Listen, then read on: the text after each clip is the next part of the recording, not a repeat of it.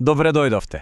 Денес се нурнуваме во една тема што е, да бидеме искрени, вистински предизвик за многу сопственици на куќиња – чувствителноста на храна. Ако секој оброк се претворил во детективска игра, останете со нас. Заедно ќе ги поврземе трагите и ќе ја решиме оваа мистерија. Ах, тој звук, постојаното грицкање и чешање среде ноќ. Ако тоа е станато нормална појава, тогаш ова е вистинската тема за вас. Верувајте, тукму тоа е моментот кога повеќето сопственици почнуваат да се прашуваат: чекај малку, што всушност јаде моето куче? И тука не зборуваме за некои ситни непријатности. Ова се сериозни знаци на проблем. Непрекинато чешање што не остава никого да спие, стомачни проблеми, па и оние ужасно досадни инфекции на ушите што постојано се враќаат. Сето ова се всушност повици за помош од вашето куче. Добро, ајде да почнеме со ред. Првиот и најважен чекор е да сватиме со што точно си имаме работа. Затоа што, гледате, не е секоја реакција на храна иста. Има огромна, ама на вистина огромна разлика помеѓу алергија и интолеранција. Еве ја суштината. Алергијата е кога имунолошкиот систем паничи. Тој гледа некој протеин од храната и реагира како да е опасен напаѓач. Интолеранцијата, од друга страна, е повеќе механички проблем. Дигестивниот систем едноставно вели: еј, јас ова не можам да го сварам.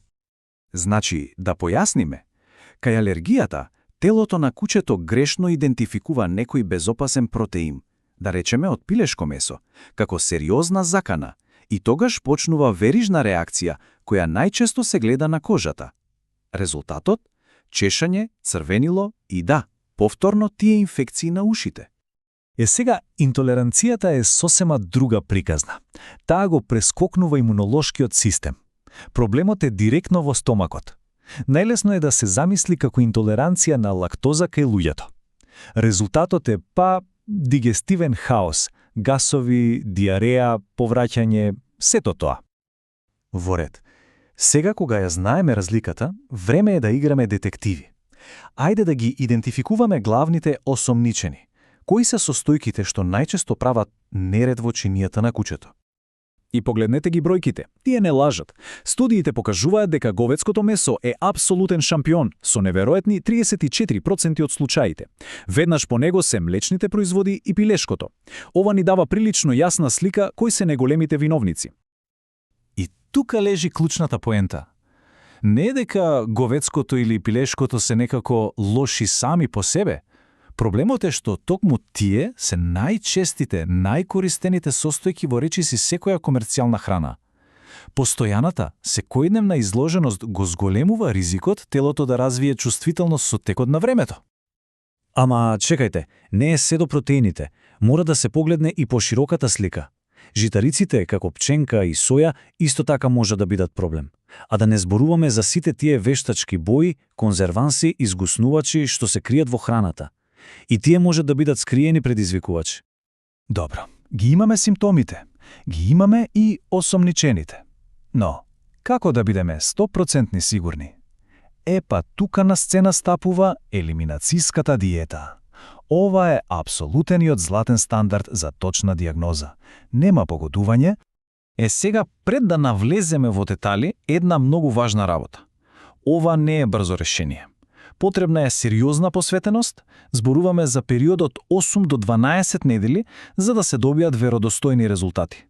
Да, долго е, но трпението овде е навистино клучно. Процесот може би звучи комплицирано, но всушност е логичен. Чекор 1. Се избира нов протеин и јаглехидрат.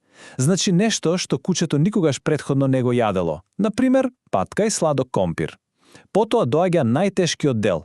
8 до 12 недели се храни само со тоа, без апсолутно никакви награди или остатоци од маса. Ако симптомите се подобрат, тогаш полека, една по една, се враќаат старите состојки за да се види која ќе предизвика реакција. И штом ќе го пронајдете виновникот, какво олеснување! Детективската работа е завршена.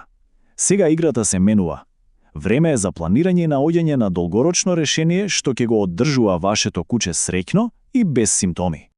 Постојат 3 главни патишта. Прво, хидролизиран протеин. Замислете го протеинот како да е маскиран, разграден на толку мали делчиња што имунолошкиот систем не го препознава. Одлично за суперсензитивни кучиња. Второ, диети со ограничени состојки, или ЛИД. Супер едноставно. Еден протеин, еден јаглехидрат без скриени додатоци. И трето, домашна храна. Нуди максимална контрола, но мора да се прави во соработка со ветеринар, за да биде нутритивно комплетна.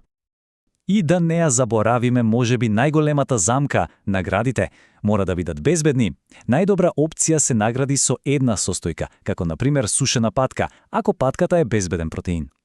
Исто така, додатоци како омега-3 можат да направат чуда за кожата, а пробиотиците се одлични за дигестивниот систем.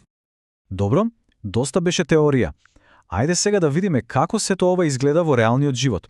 Затоа што вистинските приказни се тие што најдобро покажуваат колку моќна може да биде промената во исхраната. Ова е приказната за Макс. Собствениците биле на работ на нервите поради неговото постојано чешање. Откако го префрлиле на диета со хидролизиран лосос, чешањето престанало. Не само што Макс бил посреќен, туку и целото семејство конечно почнало да спие мирно. Потоа ја имаме Лола, која имала хронични стомачни проблеми. Откако незините собственици откриле дека говедското и млечните производи се проблемот и преминале на храна со зајак, трансформацијата била неверојатна. Како што велат, им го променила животот. И на крај расти. Неговиот проблем?